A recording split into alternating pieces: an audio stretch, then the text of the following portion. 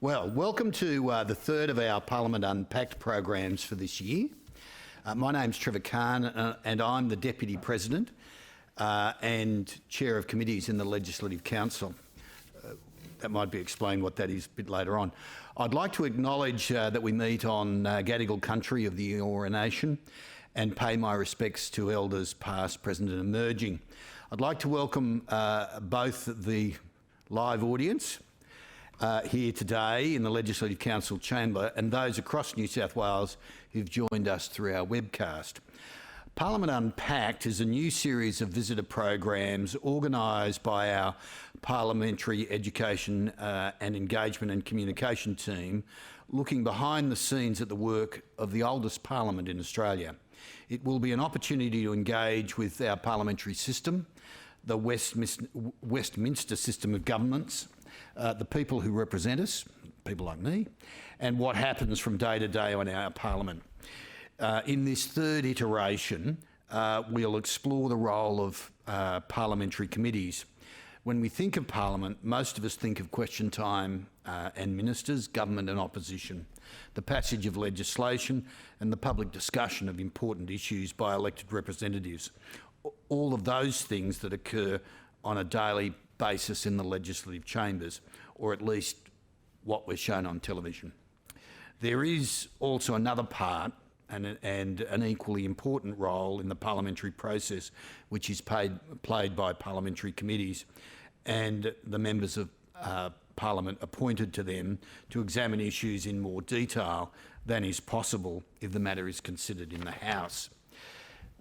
Committees increase public awareness and debate on issues under consideration by Parliament. They benefit the community by reviewing proposed laws, facilitating more informed policy making, I hope, and ensuring greater government accountability. Committees can call for written submissions, and indeed do, conduct hearings where witnesses give evidence and seek advice from experts. They provide a forum for the public to have their say on issues before the Parliament. Committees report their findings and recommendations for government action to the Parliament. Our discussion panel for this event tonight involves Mr Alex Greenwich, the member for Sydney, the Honourable Mark Buttigieg, a member of this chamber, and myself, also a member of this chamber.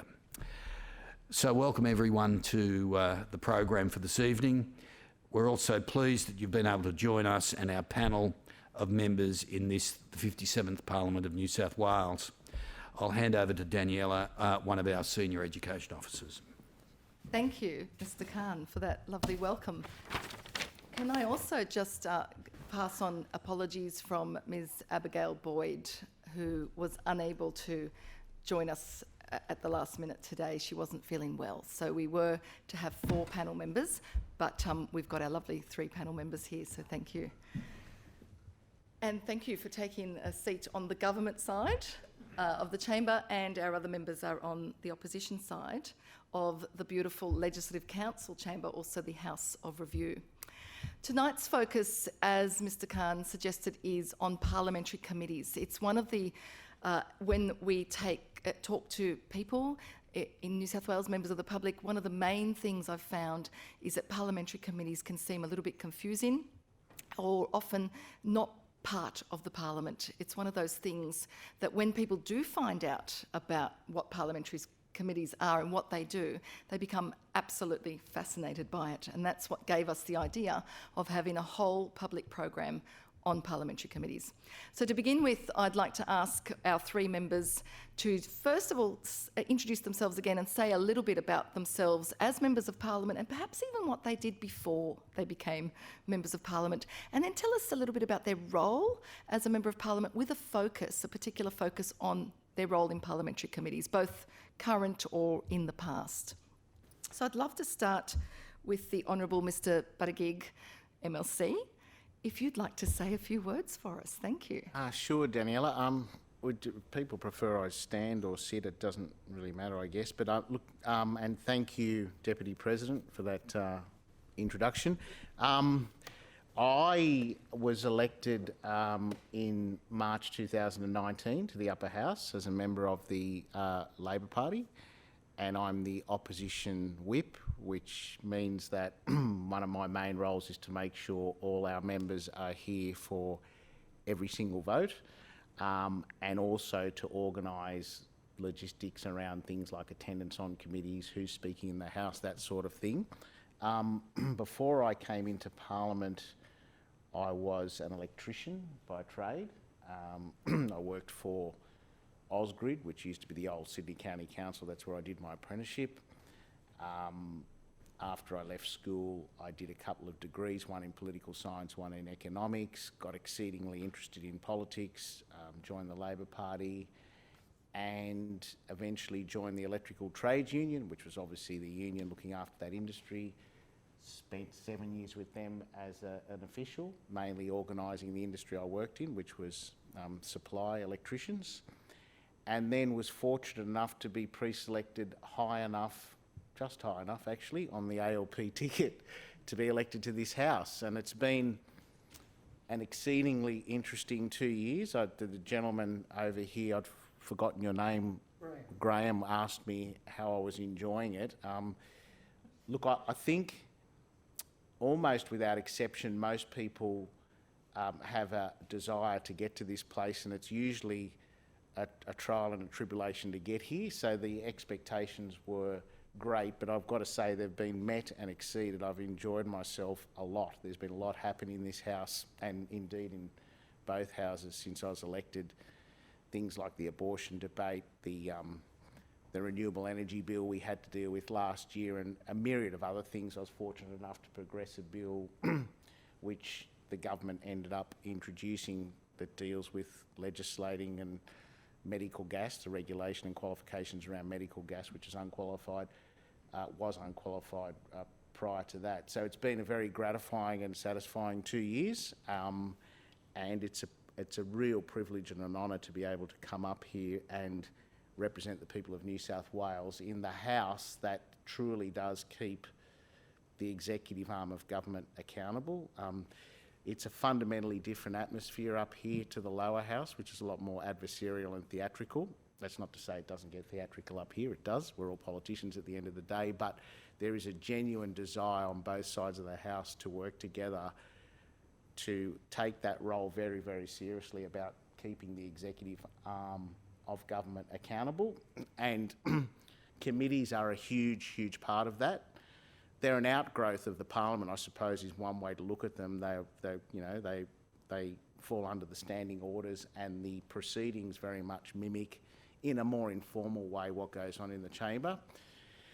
There are committees largely structured around the relevant portfolios. So, you'll find there's one for environment, local government, there's one for finance, pretty much mimicking all the portfolios, and members are allocated to those committees based on their party, and based on by agreement with the House, and they're usually proportionate to the numbers in the House.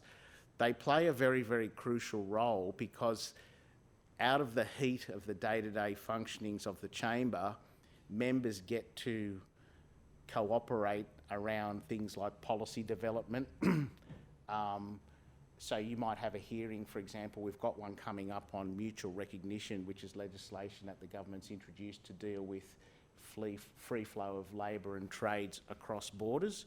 So we've got a committee that's going to look into that, and that'll hear from a range of subject matter experts from industry, from an employer's perspective, from a trade union's perspective, from subject matter experts in the industry. And what you'll often find, and this sort of gives you an indication of the utility and the benefit of them, is that committee members will actually change their mind on a particular position based on what they hear in those hearings. And sometimes you'll actually get a collective view and a report from the committee which reflects the value of that input and makes a recommendation to the House on legislation based on logic and a good policy outcome rather than that adversarial nature in the chamber. So that's probably their biggest value add. The other value add, of course, is to hold the executive arm of government by holding hearings, calling witnesses, and then the opposition along with the crossbenchers, can often use those committees to get answers out of the government and, again, hold the government to account for a particular policy. Budget estimates is probably a classic example of that process, whereby we can pretty much question the government on anything and gain all manner of information. So it's a very, very robust process, and I think it's great to see members of the public come along here and get engaged, and I'm not sure how many people are watching on live stream, but I think if the general population understood how this place works, and particularly the committee process, they would have a lot more appreciation and respect, I guess, for those Westminster processes of holding the executive to account, because it is a very good functioning system. And, you know, in this House, we have to cooperate with the government. They have to cooperate with us, because the numbers are never one way or the other. So that all contributes to us being able to make the Parliament work effectively. So it's a very good system. It works well. There's always room for improvement. But I think one of those areas of improvement is actually being more open-facing to the public, so that they get a good idea of what goes on. So I hope I sort of won't labour the point too much more, because I know we're on a time limit, but I hope you get something out of today, and I hope this becomes a bigger and better thing, where more and more people get exposed to their House, because at the end of the day, you elect us to do a job, and you need to know how that job works and what we're actually doing for the privilege of representing you. So that's about it for me, I guess. Lovely, thank you. Thanks. Thank you very much.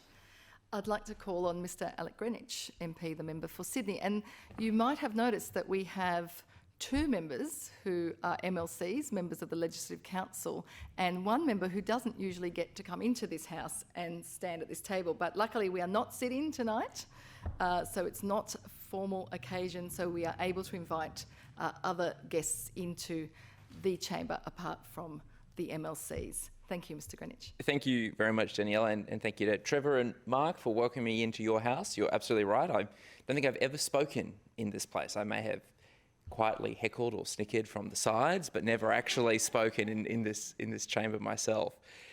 My name is Alex Greenwich, and I'm the independent member for Sydney. I'm in the Legislative Assembly. I was first elected to this place in 2012 during the by-election that was held in my seat. My predecessor, the Lord Mayor of Sydney, Clover, held both the seat of Sydney and the Lord Mayor. Legislation passed that said she could not do both of those roles. She endorsed me as her successor.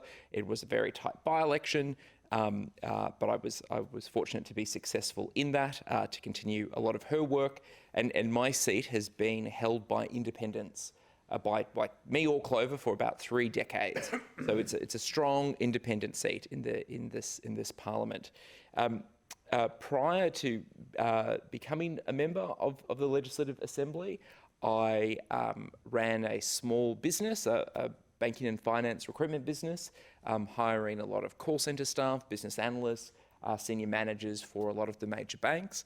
But my first introduction to politics was as a part of the marriage equality campaign, where I was with Australian Marriage Equality in a leadership role for a number of years, and actually appeared before inquiries, federal inquiries. Some were hosted here for committee processes for that long journey to marriage equality that we were finally able to achieve some years ago. Since being a member of the New South Wales Parliament, I found it to be obviously a very rewarding job as a member of the Legislative Assembly. We have people who directly elect us in our community. And my electorate is particularly diverse, being the inner city. I have also been fortunate to be quite involved in committee work. Some committees that have been quite contentious, some committees that have been quite straightforward. When I initially became a member, I was put on the Transport and Infrastructure Committee. We were doing an inquiry into road access pricing which nobody wanted to proceed with, so that didn't go anywhere. I was also a member of the Community Services Committee, and we were talking about access to transport in rural and regional New South Wales. And for me, being an inner city member, that was actually quite a shock. You know, I'm used to walking outside and seeing a taxi, seeing a bus, seeing a train. So it was a really great education about some of the obviously some of the struggles, challenges, and needs within regional New South Wales for access to transport. The first contentious committee I was on was around the regulation of brothels in New South Wales. New South Wales has is considered to have a world-leading approach to sex work, in that we have a completely decriminalised model. The government in 2013 or 2014 was looking at that model and looking at a registration system for brothels. As committee members, we flew to Victoria, which has quite a regulated version of it. We went into different brothels and we met with sex workers. And then in New South Wales, we did exactly the same, and it was quite an education for a lot of my colleagues. The committee report in that case recommended that there should be a registration scheme. I had a dissenting opinion to that, and fortunately the government took my recommendations, not the majority of committee members, and we were able to maintain a world-leading approach to the decriminalisation of sex work in New South Wales. Recently I was the deputy chair of the late night economy inquiry, which was really looking at the lockouts that were imposed on Sydney and on our nightlife a number of years back, and working with a large group of members from both this House and the Legislative Assembly.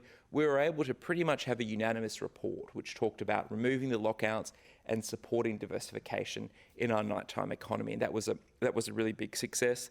I most recently was on an inquiry into a religious freedoms bill, which was put forward by a member of this place.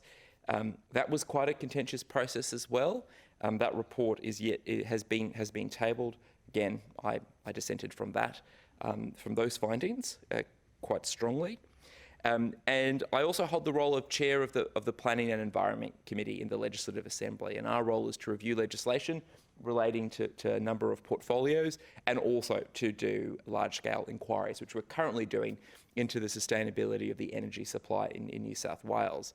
I think Mark covered the role of committees really well. One thing I just want to highlight in finishing up is, as a committee chair and indeed as a committee member, we would not be able to do our role without the excellent committee staff that are employed by the Parliament, that help us pull together submissions, notes, procedural matters, who do a great deal of the research and drafting. So a big thank you to all the committee staff who do such a great job. And thank you all also for your interest in learning about Parliament and learning about our committee process. Lovely, thank you so much.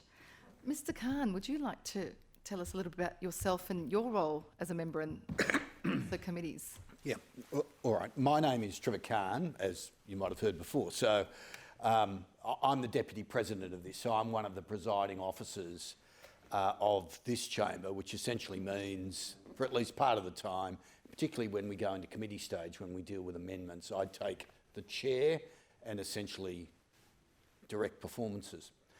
But apart from that, I spent a lot of time on committees. It's probably, I came here in 2007, so I leave these two in the shade in terms of time in this place, and realistically, I'm coming pretty well to the end of my time. But I've spent a lot of time on committees. Some of them have been extraordinarily productive, others not, I have to say. Not all of them are as good as others, and they're not as good as others because there's a variety of reasons why committees exist. In the first 4 years that I was here, we were in opposition. That is, this side of the chamber, the coalition was in opposition. And so generally, there are exceptions, but generally a lot of the committee work was done, as Mark now finds. It's purely the politics, it's the theatre of what we're trying to achieve. So very close to the end of my term in opposition, indeed in the final months of the Labor government at that stage, there was an inquiry that was called the Gen Trader inquiry that was looking at, I could say, sort of the partial sale of the electricity assets in New South Wales and the impact of that. That inquiry really had nothing to do with the rights and wrongs of the sale of electricity assets because, well, we won't go there into the hypocrisy of governments. But what I can say is that in those final months, it was a very important inquiry because it highlighted some shortcomings with the model that was used in terms of the sale of those assets. So in a political sense, it was very worthwhile. In an informative sense, it was pretty ordinary, I've got to say. But there are a lot of other circumstances in which committees are held where they are productive from the start. And one of them that I can think was early on in the term of government was an inquiry into the provocation laws in New South Wales. Some of you would know that if somebody's charged with murder, one of the partial defences that are available is provocation. So essentially, the most common example of a domestic provocation would be husband comes home, finds wife in bed with somebody else, there's shock and horror, man goes over to bed, stabs the paramour to death, and then pleads provocation. I was just so shocked and appalled by what happened, I felt it appropriate to kill this person. They run the defence of provocation, and instead of getting about 20 years, you get less than 10 under provocation because you've just been so overborne by the emotion of the affair. What existed in New South Wales previously, and it may not be the paramour that's killed, it might be both, and indeed that's not uncommon. So what occurred, and the dates will now go from me, is that a woman by the name of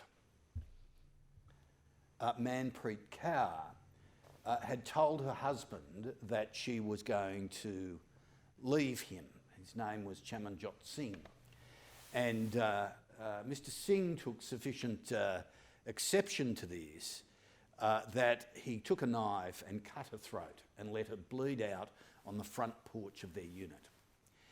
And he, having done that, quickly left the unit, jumped on a bus to Melbourne, was extradited back to New South Wales, was charged with murder, unsurprisingly, pleaded the partial defence of provocation, arguing that his wife had said terrible things to him about his manliness and insisted upon the return of the dowry. And that was the explanation for the stabbing.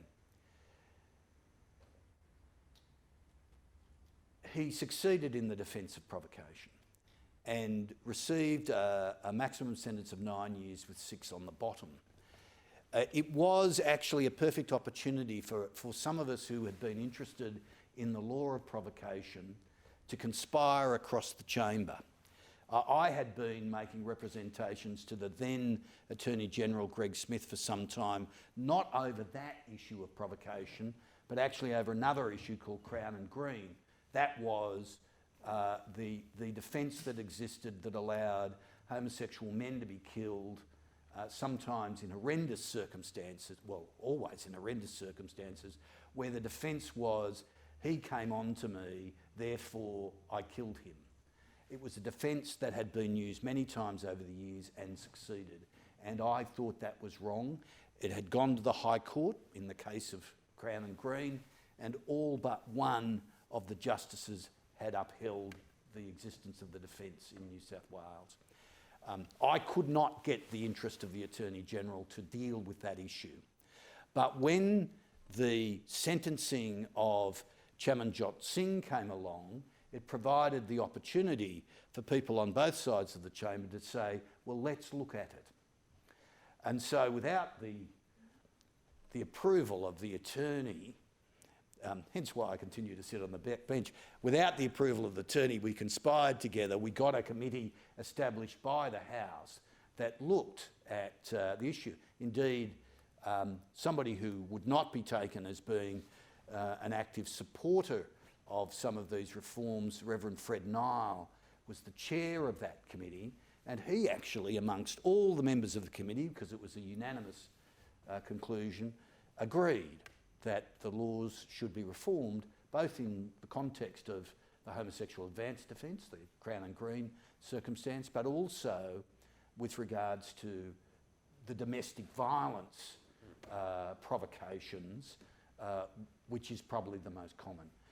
That report, within about 12 months, became the law of New South Wales, and it was against the active resistance of the Bar Association and the Law Society of New South Wales, who thought it was terrible that we would reform these laws. But it was done, and I think it was an example, amongst many that have occurred over my 14 years here, that committees actually can be used by members to set an agenda that the government of the day might not necessarily want to engage in at that time. That's not to say that necessarily the ministers or the government is acting with malfides. It just may be that the government decides, well, that's not the issue we want to concentrate on at the moment. We want to talk about building bridges or dams or whatever else at the time. And we certainly don't want to get ourselves involved in some social reform issue. And in truth, I've got to tell you, that's the way government works. The hard issues they want to leave alone. The committee structure is an opportunity actually to make those social issues, for good or ill, centre stage for debate. I just will end with one little story, and that is Alex spoke about appearing before a federal inquiry. I actually attended with Alex, and it was with regards to marriage equality, and we attended together.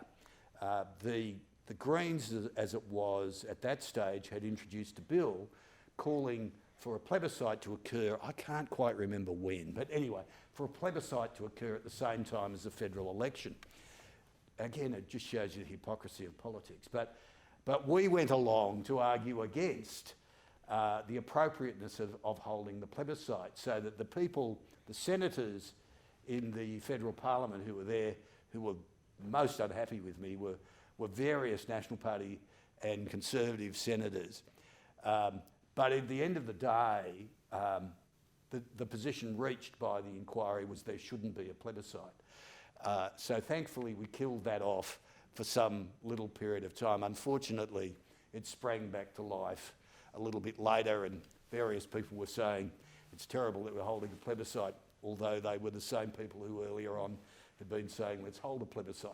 But again, that's the nature of politics. But I have been on the other side. It's not always a comfortable experience appearing before these committee inquiries, but at the same time, actually, if you go well armed, if you're invited and you go well armed, you actually can achieve a reasonably productive or effective outcome. I'll sit down. Mr. Khan, just before you do, one of the questions I was going to ask a little bit later, and we'll open it up to questions from the people in the chamber today, was exactly what you've just touched on. What advice would you give to witnesses who are about to appear before parliamentary committees? And you said go well armed. I think that's great advice. Anything else that you'd tell people if they were asked to appear before a committee? Well, almost certainly people will have made a submission before they appear. It's not always the case, but generally people will have made a submission before they appear. The first piece of advice I'd give is know your own submission. It's not uncommon for people not really to be over the top of the brief. So that's the first thing. The second thing is stick to the knitting. Members often who are sitting on committees, I've got to be frank, haven't read the submissions and really will be making it up on the run. So you've got to know your own submission and be prepared to stick to actually what you've said, and try and avoid arguing. Some people get very irritated with the inanity of the question that's asked or of the offensiveness of the question that's asked. It really doesn't help to end up in a blue. Happens, but it doesn't really help the process. Did either of you want to add any other advice that you might give to anybody appearing before a committee? Oh, the only thing I would say was that sometimes you get intensely well-briefed subject matter experts who are into the ins and outs, and sometimes the language can be a bit mystifying. So we're like any other normal people, we just understand plain language. So if you're a witness, it's a good idea to try and put it in layman's terms. So you might be talking about a technical subject like electrical licensing or something. The other committee members would like to just hear it in plain English of the practical effects that you're trying to get across rather than technical terms and things like that. So yeah, that would be my only advice. Yeah. Thanks. Anything else? I agree with both Mark and Trevor. I think that for some people appearing before committees, it often can be a very intimidating process. Some people are professional witnesses and we see them all the time. But for many people, it can be a very emotional and intense experience, and indeed some members can seek to intimidate as well, and some members of committees can seek to be quite aggressive in some of their questioning. It's really important if you can to keep your cool and to feel free to call out if you don't feel a committee member has been appropriate. You are there in most cases on your own volition as a witness to add value to the committee process. If you feel that there's a reason why that's been stymied, you need to call that out. But that is the minority of cases. Mostly members are really interested to have an engaging, almost conversational style form of questioning with witnesses. As both Trevor and Mark have said, often most of the time, we actually are needing to be educated on your submission and on what you're having. So approach the committee process as an educator of members on that committee. Lovely. Can I just add?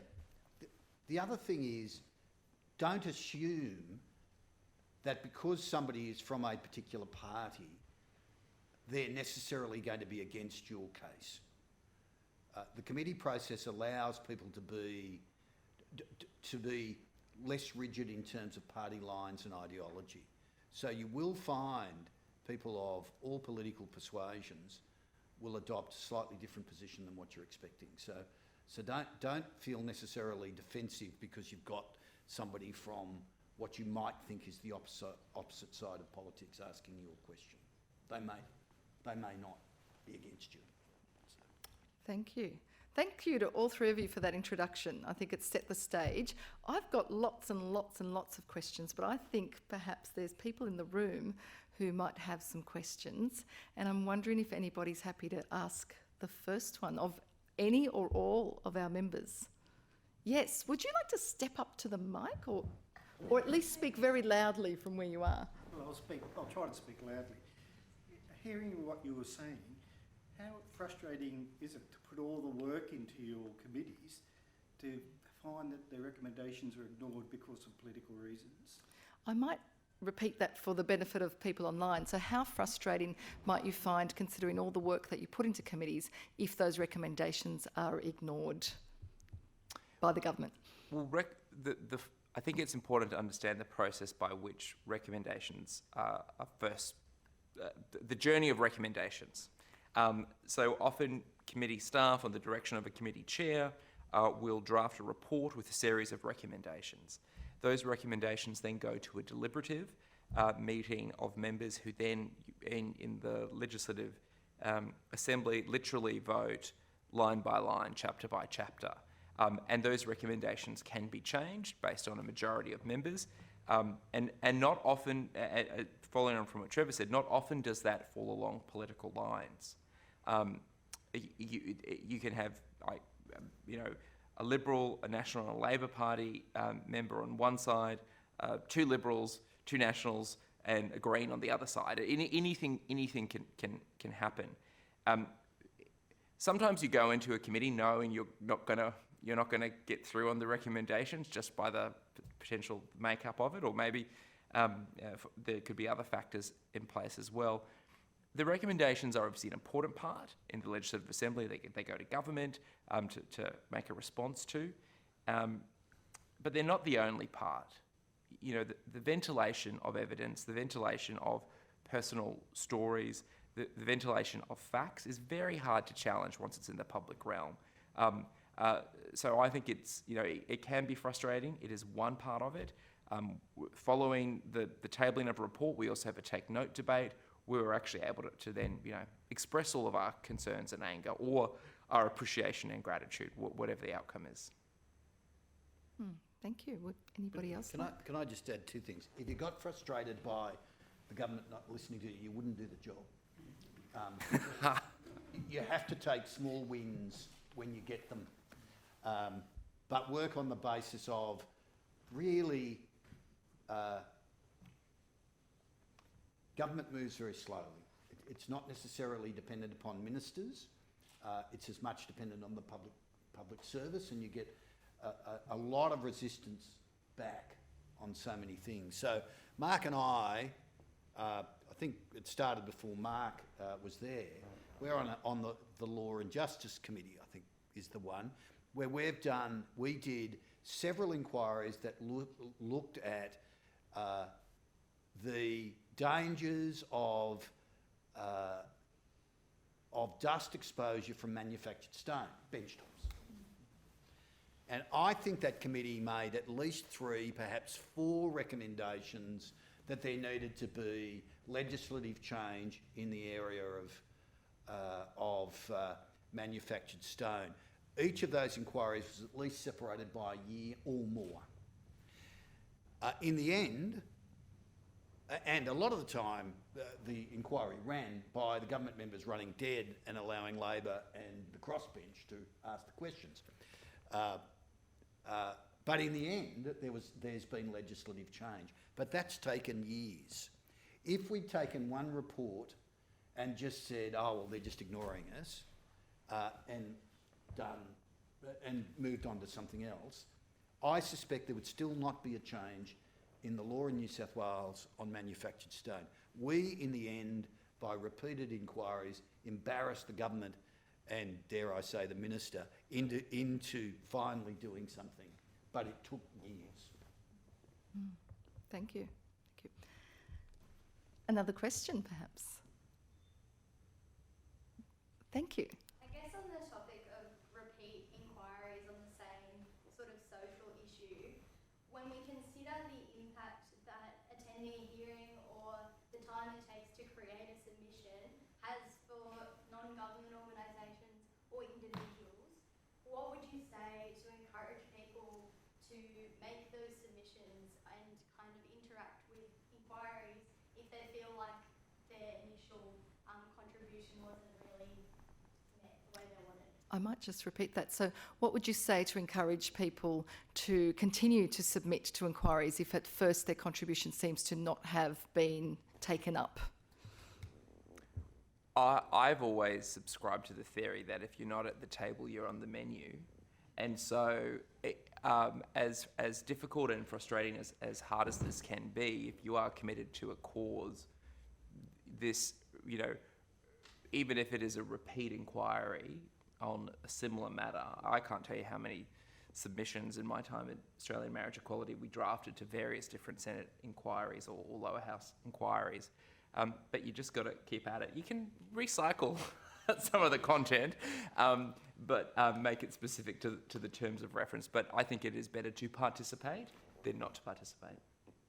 I think just to add to Alex's contribution, which is a very good point, politics is ultimately a function of what the public are feeling, and politicians will react to a groundswell, and groundswells sometimes take a long time to build, and it's all part of what we collectively refer to as campaigning. And the fact that you might have to double up or triple up or keep coming back, I think is just a function of an issue's time not necessarily being the right one, but there'll come a point in time where if the power of the idea is forceful enough, and people will come to it based on its merit. And so it's critical that people keep trying. I mean, you know, the marriage equality stuff's a classic case in point. The reproductive laws which were passed last year that Alex was instrumental, again, same sort of thing. So I think it's important, and we all well know only too well in politics, that persistence is probably one of the key qualities. And the other thing I would add, and it's just to reiterate on something Trevor answered prior, don't underestimate the power of the verbal articulation too at those committees. So Trevor's right, a lot of us just don't have the time to read chapter and verse all the literal submissions, but when a person from a particular area comes in and verbally presents, the power of that verbal presentation is very effective and can convince members to swing. So I think the very fact that people are fronting up and articulating these things verbally is a very critical part of the process, because we can often change our minds based on that. And look, ultimately it'll rise and fall on the politics of the both chambers and the numbers there and the willingness to do it. But those things are fluid, right? They can change. So my advice is to just keep batting away until you get the result you want. If it's a good enough idea, it'll rise eventually. Thank you. And thank you for your questions so far. Any other questions? I might ask one while was there a question? No, I might ask one whilst people are thinking of their questions. Can I ask of the members, how are members of Parliament chosen for committees? And I know it's different for different committees and in the different chambers, but generally, how do you become a member of a committee? You've obviously got to be a member of Parliament first. How does it happen? What happens? Well, I can tell you in the Labor Party, it's reasonably informal. It's do people have an interest in a particular area? Sometimes it's obviously a function of the amount of competition for a particular. Some committees are more popular than others. In the case of myself, for example, Portfolio Committee number 7, which is Environment, Planning and Local Government, because that portfolio covers energy and I came from an electrical energy background, the thinking was, well, you should go on that because a lot of these issues are going to come up. It doesn't always operate that way, but, you know, I mean, there's a general collegiate approach to, you know, okay, if you really want to be on that. But, you know, generally speaking, it's an area of interest for members to go on. Sometimes it's a function of perceived capability as well. If the party's got a particular thing that they think is a high order importance, they'll put people on there that they think are going to perform well. So yeah, that's kind of generalised way it happens. Yeah. I can tell you that there's the other way. That is, say in my case, they won't put me on certain committees because they don't want me involved in that committee. There's one that's sitting at the moment dealing with parental rights in education. They won't put me on that. Sometimes it's horses for courses, and sometimes it's just we just don't want that person causing trouble. So. Right. So it is really the political party that kind of decides Oh, absolutely. who goes on what. And is it proportional to the number of members in the chambers? So if there's a government majority in the chamber, will there be a government majority necessarily on that committee? This chamber, there hasn't been a government majority in years.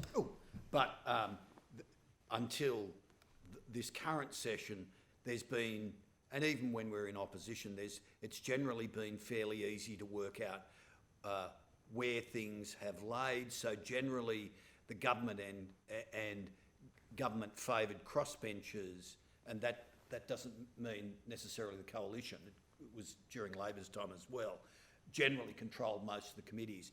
Now in the upper house, the majority of committees are controlled by the opposition and unfavourable crossbenchers, so that the dynamics of the committees has changed, but that reflects the dynamism of this chamber.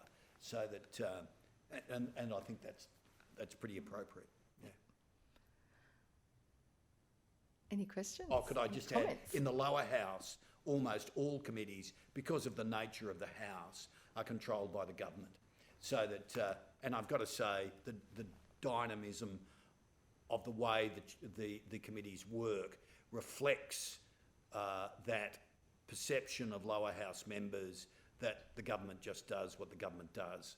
So that so that the members, and Alex would find this, the members are more likely to toe a party line much more closely in the lower house committees than in these ones where we go rogue.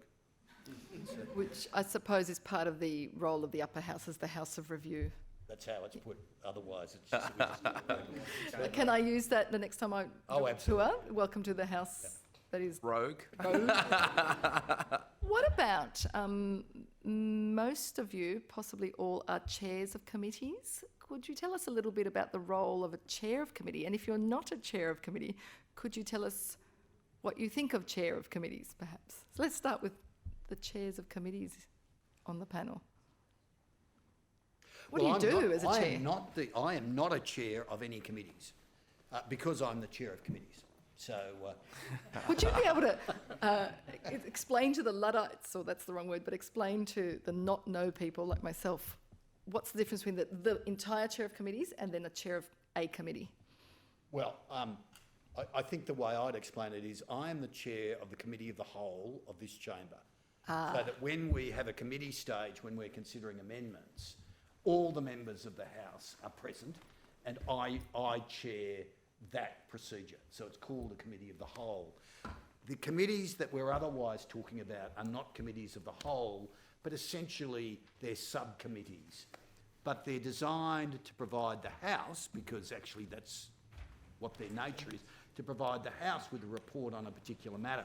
Can I say in Britain, amendments are not considered, for instance, in the House of Commons by the Committee of the Whole.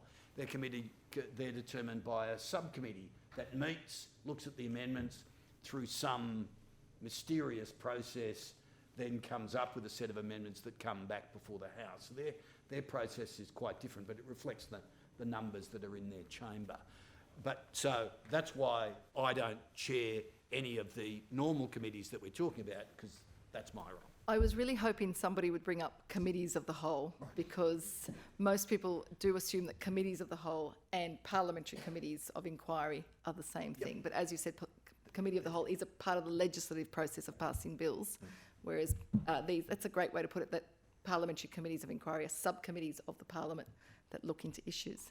Any other comments on chairing committees? Well, I chair the Environment and Planning Committee. It's a standing permanent committee.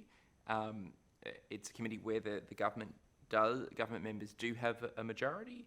Then there's 5 of us, so 3 government, myself, and 1 Labor member. I'm the chair of that committee. The role of the chair is in many ways to help the conduct of the actual inquiry process. It's kind of an unstated thing that you have a bit more influence on what inquiries that committee will do. You're probably more likely to interact directly with the minister on the terms of reference that he or she feel may be useful to be explored. And essentially you play a bit of a moderating role as well when it comes to the hearing process. And you're appointed by a majority of the membership. Great, thank you. I believe I have a question over on the government side. You do indeed. I was just wondering if you've got any thoughts about new and innovative ways of engaging with different communities. Obviously in the past there's been a tendency to have sort of written submissions, but now perhaps the use of social media. Have any of your recent inquiry work used other mediums to engage with communities, reach out to different audiences, youth audiences and so on? Any comments on that? So generally engaging with audiences, new audiences, using perhaps new technologies for parliamentary committees.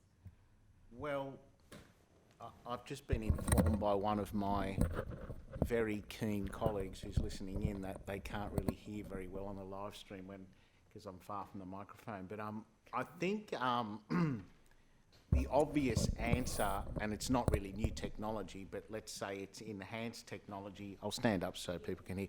Based on, as a byproduct of COVID, I guess, we've had to implement quite elaborate video conferencing systems. so people can remote in, and I think that's been very, very helpful, because you have a situation where rather than witnesses having to travel in from Broken Hill and perhaps not being available for various reasons, the fact that you can remote in and actually see people and hear people almost, I won't say as good, because it's never as good, because the ambience of actually seeing each other, watching body language, and I don't think is replaceable. But the technology is so good now that it's functional enough to get the result that you need, and replicate an in-person meeting.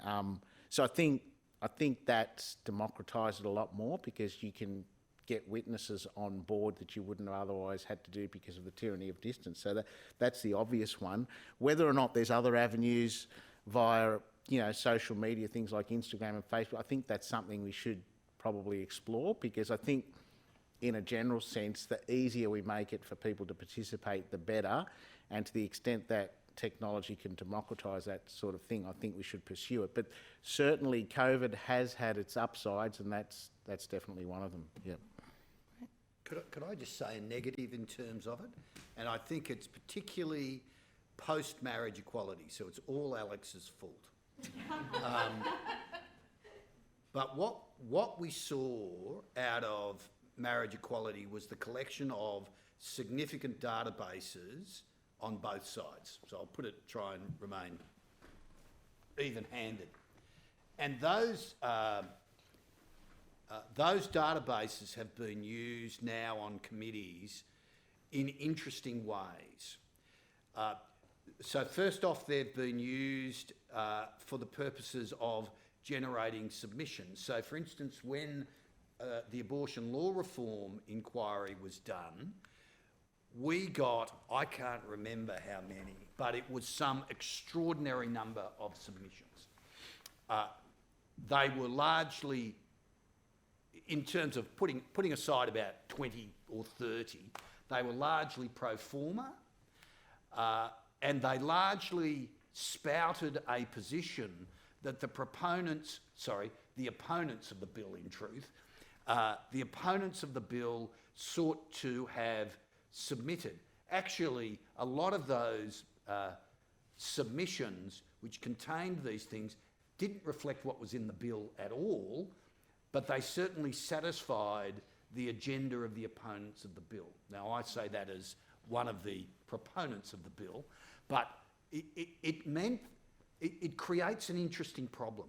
It means that the public's engaged, but actually the committee process then becomes a mechanism by which a group with an agenda is able to further build its database and build a narrative which may not be particularly helpful.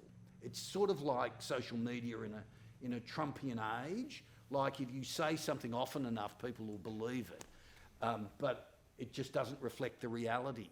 And so that the committee process can also almost become a tool of somebody else's agenda. I felt that in terms of the abortion law reform debate. We had 1,000 people, 2,000 more people turn up outside. I'm sure none of them had read the bill or knew what we were talking about. They thought we were stealing babies. It was quite concerning and quite confronting. There was a disconnect between what was happening in here over so many hours and what was happening out there. But the committee process had been part of generating that level of engagement. But I used that in a neutralised way when I didn't think it was a productive, necessarily entirely productive process. I was going to use that exact same example as way in which technology sometimes is unhelpful, and what often then will happen is a lot of that feedback, because they're not meaningful contributions to an inquiry, can often just get dismissed or counted as a number. We had this many for, this many against. But it does go back to the marriage equality campaign on a historical note. There was in 2009 an inquiry into a bill which Senator Sarah Hanson-Young put up that I I saw as a great opportunity to show the public support for reform. There were 60-something thousand submissions made to that inquiry, 40,000 in support, 20,000 not in support. It was a way at that time to show public support for reform, and the committee staff in federal parliament hated us for it as well. But now there's things in place where they count a number of form letters, etc. So yes, probably to blame, and yes, it's a way in which I think technology can actually sometimes potentially in this case interfere, because it becomes a numbers game and it focuses on quantity rather than quality. And particularly the inquiry that Trevor was talking about into the abortion law reform bill, there was important technical detail that committee was tasked with reviewing. That was their job. Their job was not to poll the community. So it's a complex one. Look, thank you. I'm really aware that we're running out of time, but those questions and those answers have just reminded me yet again the beautiful, and I say beautiful because I truly believe it, complexity of democracy, and how lucky we are that we have this complexity and that we have members of parliament willing to sit with us in conversation in a room and discuss those complexities. So I'd like to thank very much all three of our members. Let's give them a round of applause for taking the time out tonight on a non-sitting night, particularly to explain to us the mechanics of committees, but also the wonderful stories from their own personal experiences. So thank you. And thank you for the people that have asked questions here as well. It's a brave thing to do, particularly as we have lots of people watching online. So can we give them a clap as well? And for everybody that's participated, both in the room and online, we really couldn't run these public programs if people didn't sign up to watch them or to come and visit Parliament House. So you're always very welcome to come here. And so I'd like to end the evening by thanking everybody, and thank you. Thank you. Thank you.